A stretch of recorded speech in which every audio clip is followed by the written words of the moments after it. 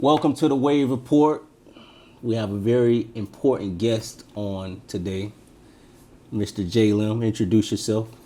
Appreciate you. Thank you for having me on. My name is J. Lim Robinson. I'm founder of Brothers United Building Brothers Alliance, BUBBA Inc., mentoring organization for young men and boys.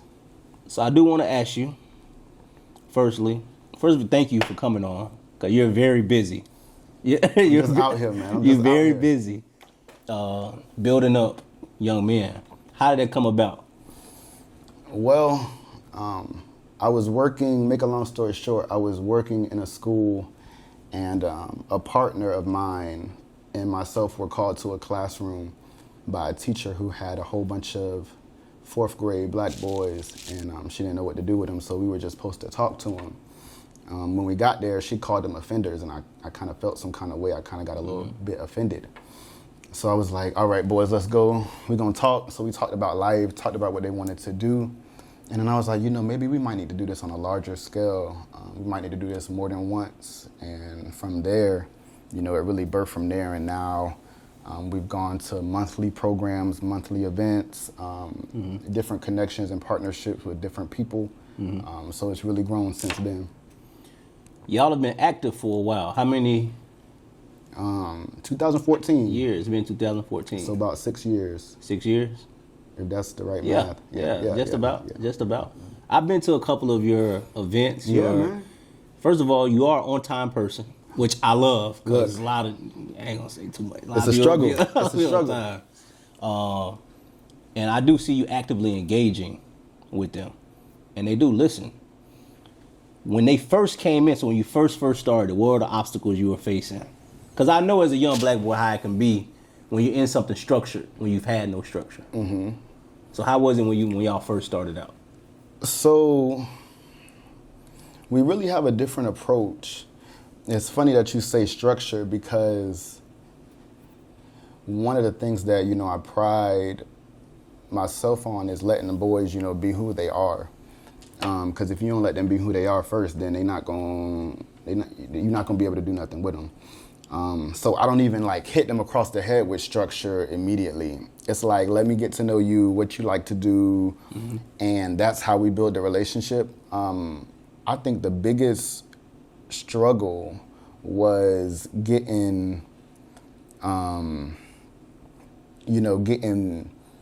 people out there. So whether that was outreach, meeting the right people, getting the right volunteers, or whatever it was. But the boys, that's the easy part. They're going to come, their parents are going to drop them off, they're going to be ready for you. So the next step is just, growing that and then getting some volunteers, because that's the real important part about it all. I'm one guy. That's true. You do have a great team. Who are some of the people who work with you? So we got my cousin Courtney Berry. She does the public relations, the marketing, the outreach, press releases, anything regarding public relations and media she handles. We got it's really a family kind of team. We got my cousin Netta on there. Now we've got a group of new volunteers. So we got some new virtual mentors that we got started up. So we're really adding to the team. The team is growing. The team is growing.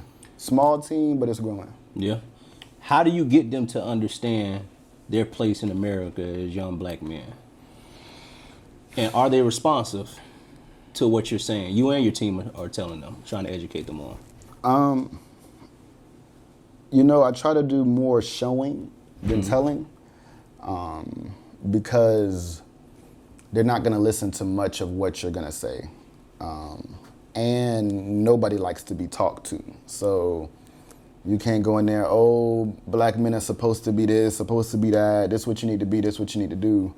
So what I love to do is I love to bring guys like you in to talk to them, to show them that you can be an entrepreneur, you can be a barber, you can be an attorney, you can be whatever you want to be. So one of my big things is bringing in volunteers, bringing in other guys to show them, this is what you can be. These are the kind of men that you can, aspire to be. Because, it looks different. We got a whole bunch of different kind of, boys, a whole bunch of different kind of men. So saying that there's, one way is not really the route I like to go. What's a common issue that you find in young black men when you're trying to build them up? Or it could be something at home, it could be their circumstance, it could be themselves.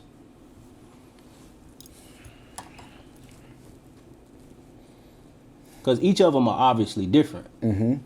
But I know there's usually like a common thread in most of them. Like they just have to get over this one thing, and then we can get to the next thing. Something that impedes upon their growth. A lot of times they don't feel like they're heard. I can relate to that. A lot of times they don't feel like they're heard. So I let them call and cuss and fuss and be mad, get it out. Because a lot of times they just want to get it out. And after that, I'll be like, you done? You good? You know, that was all real crazy what you just said. None of that makes any sense. I'd be like, I know I'm just upset right now. And that's all they needed. But, you know, that to a parent would turn into a get out my house. Oh, yeah. Now, you know, we calling the police because we yelling, and then siblings are getting involved. You know, it could just go so many different ways when a parent or with the home situation. So they really sometimes just need an outlet, somebody that they can be like, this is how I'm feeling. Don't judge me. Don't tell me what's right and wrong right now, but like just listen to me and then tell me what I need to do.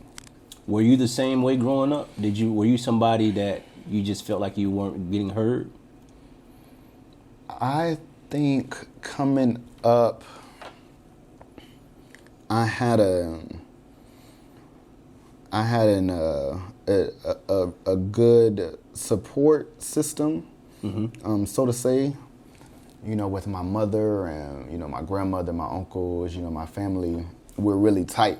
So, you know, I didn't really want for much because I had it. So, you know, I had my uncles, I had my, you know, later on I had my stepfather, you know, so I had people there. And I had a mentor too when I was in middle school, all the way up until I graduated my senior year. So, you know, I kind of got attention. And a lot of times with the boys, sometimes I see that they need a different type of attention that they're not getting at home. So I like to figure them out, see what they need, and then that's where I'm at. You didn't mention that you had your dad. So I had my dad. He was around. You have a strong relationship? We have a strong relationship now. Well, that's good. So growing up, it was me and my mama. So I was raised by my mother. We grew up, mama, grandma, that kind of thing. That was in, you know, the area, but he wasn't like in the house. So was there like a reason for that? Him and your mom just... They weren't together. Yeah. So they weren't together. So I don't know. How did you, because you have your master's degree, right? How did you manage to make it this far? Because I'm going to be honest, most black men don't make it that far. Not just your age, but in the educational realm. Most of us don't like to go past high school. We feel like in our culture, so no matter if someone grew up in the suburbs or you grew up in the hood, our culture is if we just make it to high school, because the bar is set there for us. It's set low. I can say that now as an adult. It's set low. If you just make it to high school, you don't get arrested, you have a bunch of kids, you're good.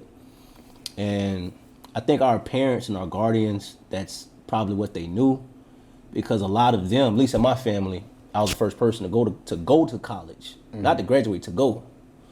What made you go that far? And I think he's going to go further, but we'll talk about that later. So, you know... And did you ever want to quit along your journey? Man, yes. I still sometimes, you know, try to figure out if I want to quit. But going through college, I didn't really figure it out until 4 years down the road. So 2007 to 2011, when I was at FAMU, I was just colleging it up, you know, living life, doing my thing, going to classes, trying to figure out what I wanted to do. When I came back to Tampa in 2011, I had my head was a little bit more clear. Knew I wanted to teach, knew I wanted to work with kids. Got to the school, started working with the boys, so I kind of started figuring out where I wanted to go. And then my mom's an educator, so she would like play with me like, I'm gonna get my master's before you, and I'm be like, okay, no, I'm gonna get it first. So we really had like a, you know, kind of like a challenge going on, and really and truly to this day, like she be the reason why I want to do this. So she's like, what you gonna do next? You're gonna go get your doctorate? You gonna what's that gonna be? You gonna start? Yes.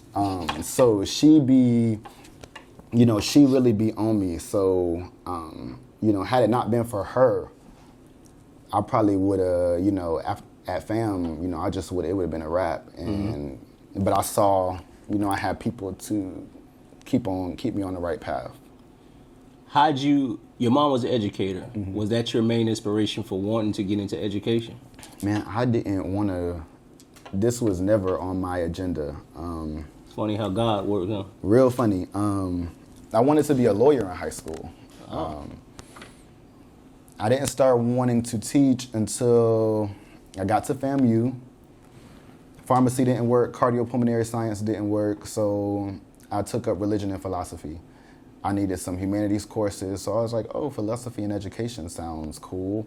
Got to USF, saw that their religious studies program was nothing like FAMU's religion and philosophy, and I was like, nah, this not gonna work. Let me switch this up, take the high road on education, and I'll take a few religion study courses, but their religion program wasn't my cup of coffee. No? Mm-mm.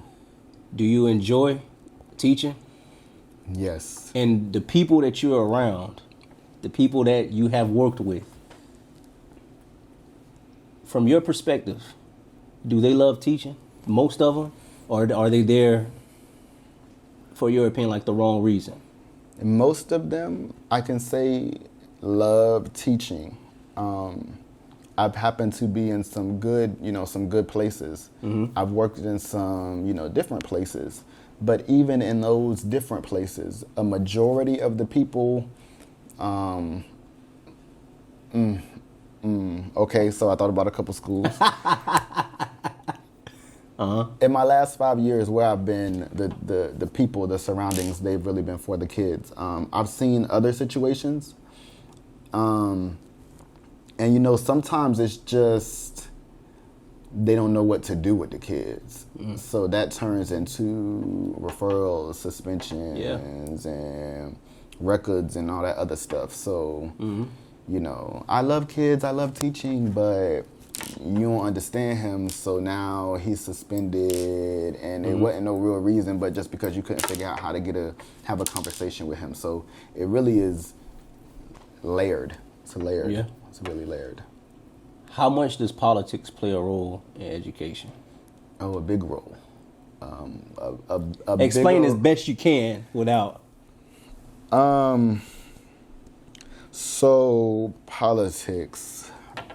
So from a teacher view, you don't really see it, but when you get to, administration levels and you start looking at, budget, when you work in a different type of school setting than the public school setting, you start to see, how different funds are allocated to different places.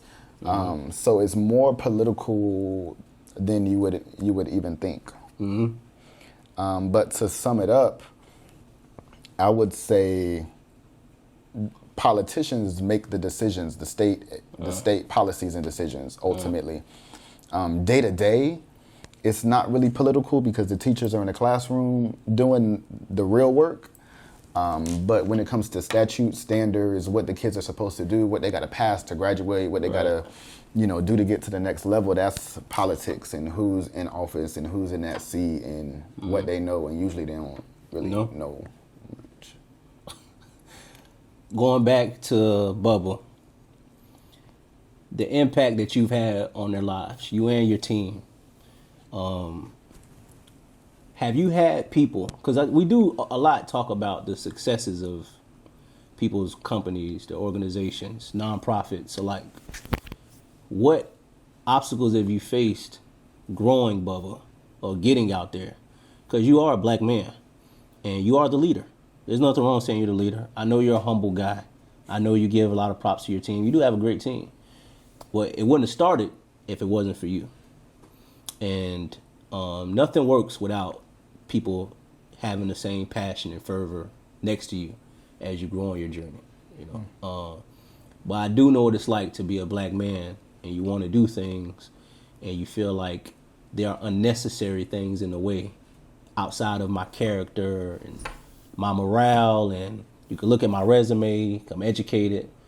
What things have you and your team faced as far as getting your name out there? Have you tried to visit places and they told you no for certain reasons? You know,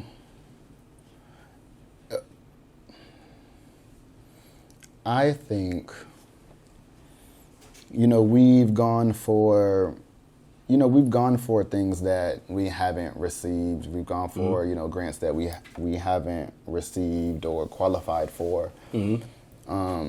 But, you know, really and truly, I think, you know, I've seen it's been a lot about connections, networking, and who you know. And, you know, sometimes, you know, I've seen in, you know, this realm of community work and organization that, you know, sometimes it's, you know, networking and partnering with the people that look like you that are not giving you the connections or putting you in the places where they could put you for reasons unknown to anybody but them. So a lot of times, you know, we don't even make it to the tables to be rejected by that corporate person because maybe whoever knew them hasn't given us that connection or that partnership yet. So really, it's really just been about networking, and that's just been with all kinds of people and looking. That's been one of the biggest struggles that we've had. Yeah. You're a visionary.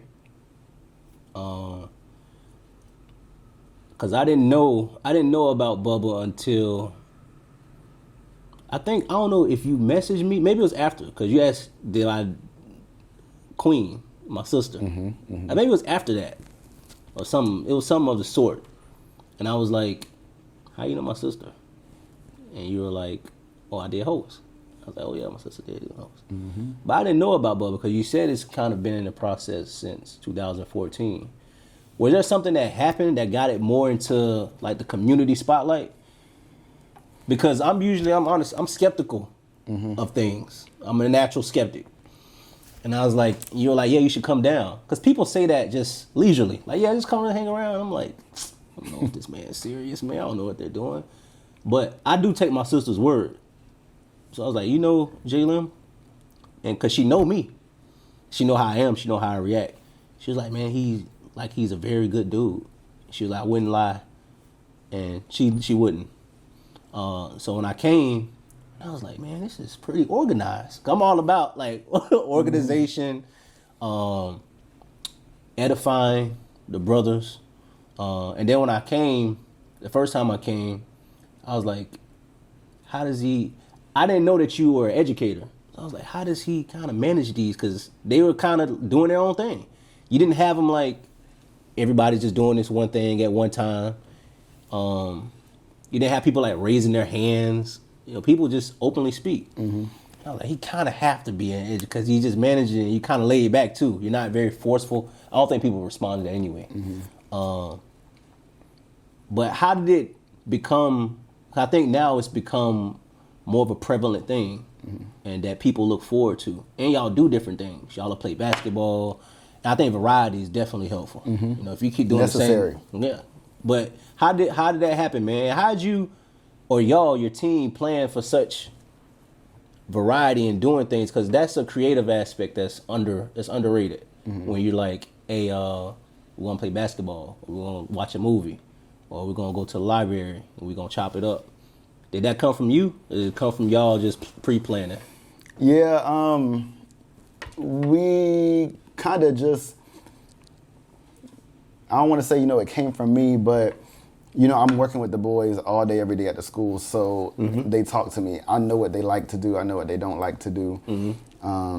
So, you know. You're a good listener. I'm a great listener, because they'll make you listen. They'll make you listen. And some of my best, some of my best criticism comes from them. One boy told me one time, we don't really like when y'all tell us that we don't understand. That make us not want to hear nothing y'all talking about after that. And I was like, dang, you know what? He kind of right. He was like, say it differently. Just say, instead of saying we don't understand, say, I've seen this. This is why, y'all should listen to this. Not, right. Y'all don't understand because y'all ain't never been y'all ain't never been locked up. Y'all ain't never seen the streets. Nobody want to hear that. But had he not, opened up and said, Mr. Robinson, we don't want to hear that, I wouldn't have known. So now I tell everybody who come in, hey, don't come in here hollering at them, fussing, talking about what they don't understand and what they don't know because they don't want to hear that. And, without that criticism from them, I wouldn't know that. So a lot of the programming ideas come from them. They like basketball. They love to play. So I'm like, why don't we do this all the time? Why don't we do this every month? Every last Friday of the month, let's do this. Boom. They need to sit down and learn how to tie a tie. They need to learn how to do resumes. They need to learn how to talk about their feelings and emotions. They need to have people come in and talk to them. Let's do some success workshops. And that idea actually came from, one of the mentors that we had at one time. So, I'm always telling brothers, like, if you do something, holla at me so you can come do it with my boys. You paint, let's come get like a painting class going on. We'll get them every second Tuesday. So I really like to have as many different things to throw at them because they just be needing stuff to do. Like, parents will call me, y'all got something going on this week? Because he bored. They'll call me, Mr. Robinson, what you doing? No, boy, find something to do. So they just need stuff. So I'm always thinking about, what can we create for them? What else can we do? You have some great women on your team. How important is it to have great women? Man. Because they're teaching young boys. Some of them, I don't know if all of them have kids. No, not all of them. But they have been around. They have little brothers or nephews and stuff like that. Man, the women have... I don't mean to interject, because you could have easily just had a team of dudes, but you didn't. Look, I'm not against having a team of dudes, but these women have just been there, Always. They're dependable. Yeah. They're going to beat me there. They're going to be like, this supposed to start at 10. It's 9:15. Where you at? So, they've really, carried this organization, especially like Courtney. Like, she's been there since day one. She was the first person that I told about the idea, like, hey, this is what I want to do. She was like, okay, well, I'm going to get you with my mentor, and she's going to get you right.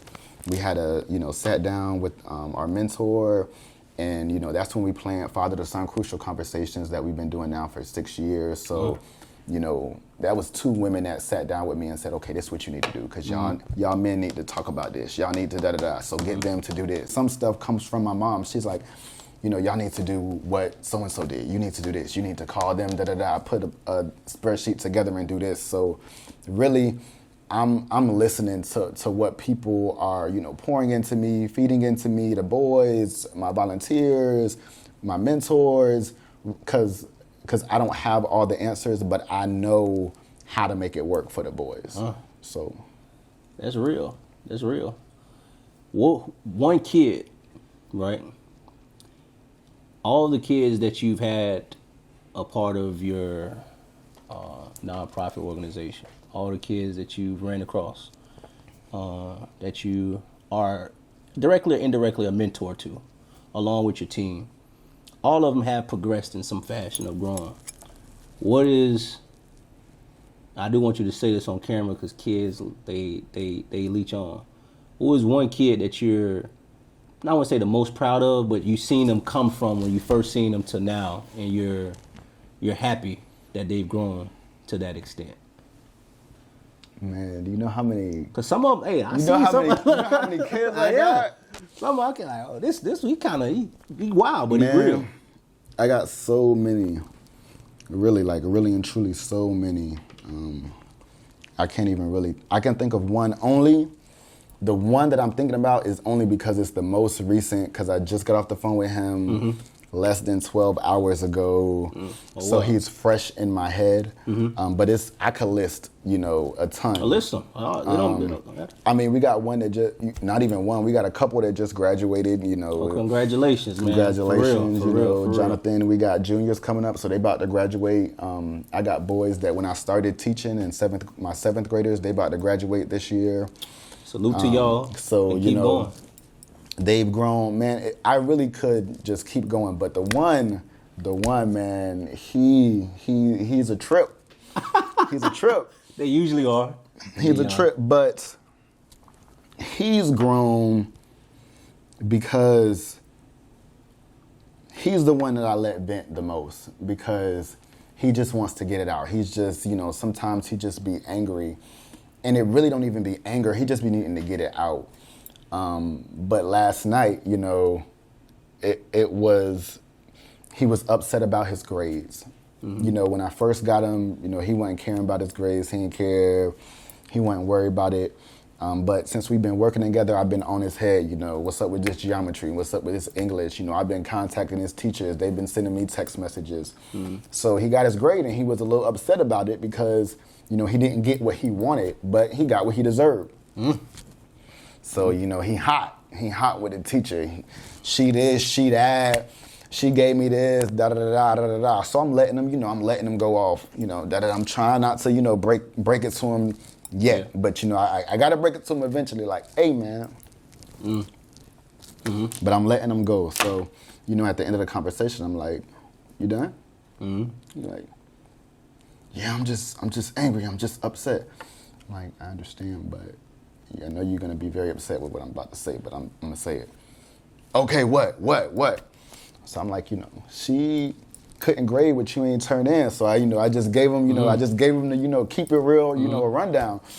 And, you know, with him, I got to talk to him a different kind of way. So I wasn't, you know, all proper and professional. You know, I kind of, you know. Yeah, I know. Had a conversation like he was having a conversation, you know what I'm saying? But at the end of the conversation, he was able to get off the phone. He wasn't yelling, fussing, mad no more.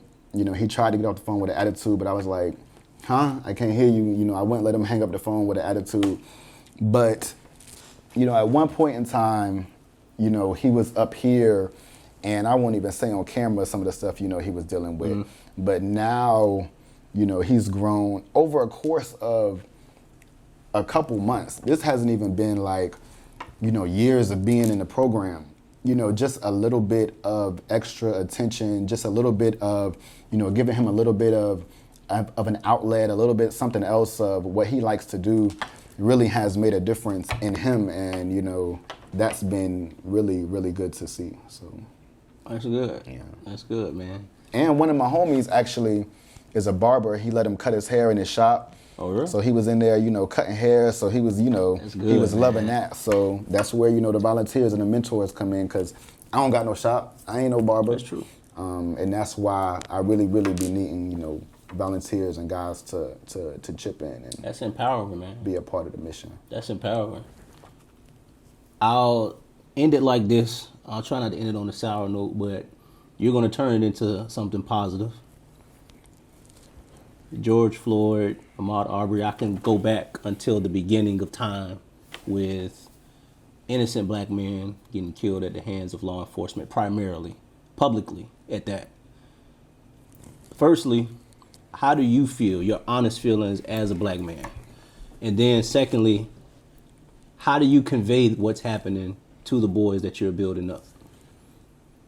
How do I feel? So a whole bunch of different ways. The main way is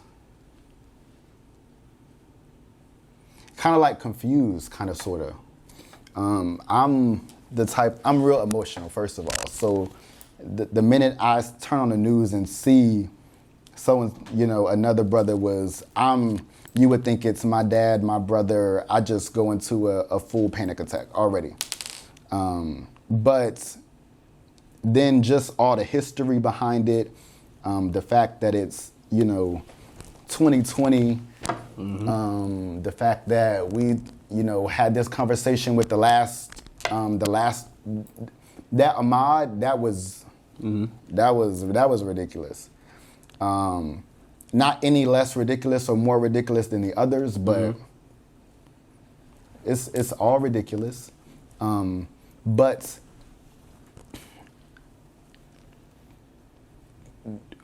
for the boys, it's important to empower them, because everyday life for them is still happening.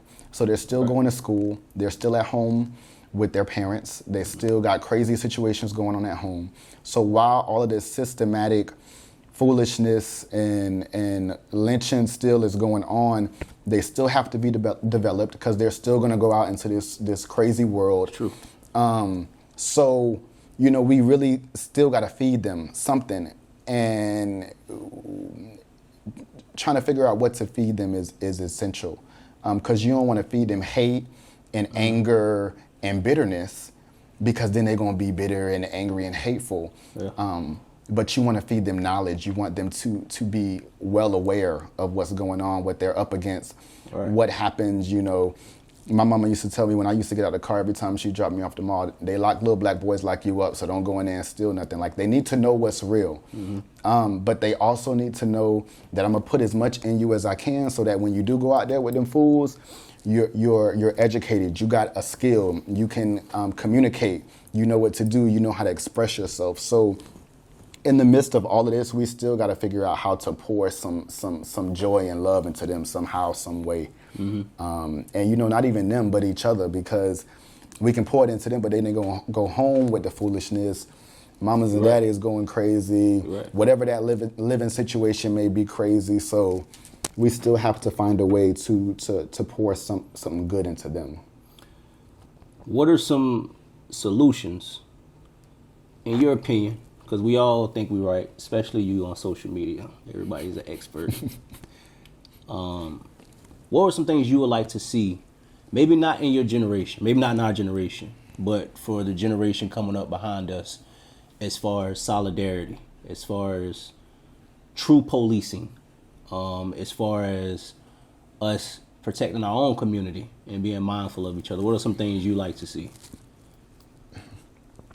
Man, I was thinking about some things earlier today that were kind of maybe radical to some.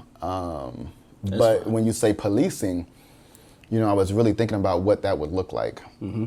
You hear how in history in different cities across the U.S., how, different community organizations would start policing their neighborhoods. So I wonder what that could look like. I could see that going real left. Oh yeah, but I don't know what it is right now. It's not. It's pretty left now. So I don't know. How much more left. Mm-hmm. But what I would like to see more of is, just community togetherness. We've got to figure out a way to do more with each other. More. When we have the Black Heritage Festival, when we have events, everybody's happy. We all love each other. Everybody's when there are things going on, when people are engaged, when things are happening, people are happy. So what we really need to do is work on our community. I think at this time, that's one of the things that we can do right now. But I don't think there's like one solution. Like, we got a whole bunch of stuff to do. We need to be in office, we need to be at those tables, we need to be voting, we need to be in the classrooms, we need to be in the schools, we need to be the police officers, we need to be the prison guards, we need to be everywhere that we are, so that we can, have as much impact and influence as we can. Because, trying to avoid everything and, it's not really going to work, because we still got to be everywhere. We got to go to school. You got to go somewhere. You got to go to You got to go places. That's right. So get there. So get into school so that they can see more people that look like us. Right. Get on the police force so that when something going wrong, somebody there with some sense. Yeah. Somebody from the street, somebody from the city, somebody from the neighborhood. Yeah, I know. So we got to have a better presence. We got to do something with our presence. That's what I would like to see. That's real. Well, I appreciate you coming on to the Wavereport. You're one of my inspirations. We talk often, but when we do talk, it's quality, and that's more important, because we're both busy people. Tell the people where they can help. I want to say where y'all can join, and you don't have to be black to join and to help. Jalen and his team are not like that. No, But tell them some of the events that are coming up, where they can find you on social media, where they can reach out to you and your team at. So you can find us on social media at BUBBA_Tampa. That's on Instagram and Twitter. Facebook, Brothers United Building Brothers Alliance, BUBBA Inc. Even if you just go to Google and type in BUBBA Inc. of Tampa Bay, you can find our website, find out what our calendar is, what we've got coming up now. This, stay-at-home order and all this foolishness has messed up a lot of what we do. Our monthly events we haven't been able to do, so we're really trying to figure out, when we'll be able to gather up together again. But just, follow us on social media and we'll have that out there. Well, follow Jalen. Follow Jalen more than you follow the Wavereport, because he's doing way more important things, to be honest with y'all. Nah, man. But like and subscribe to the page. Thank you, Jalen, for coming on. Shout out to everybody at BUBBA who's helping Jalen out. Shout out to the fellas who graduated. Shout out to the women on the team. Peace and love to y'all.